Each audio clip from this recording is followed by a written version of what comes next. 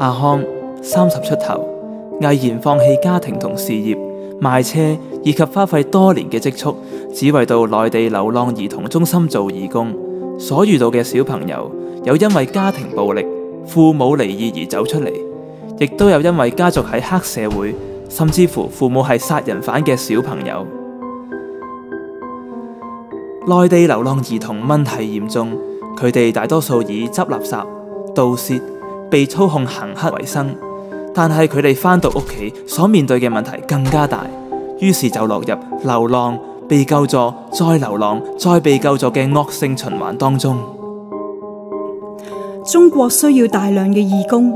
錢唔係唯一需要嘅元素。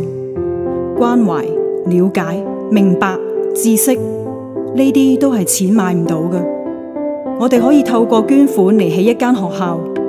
但係去邊度揾一位老師呢？一位義工到內地兒童中心嘅所見所聞，在家不好，與流浪兒童在一起。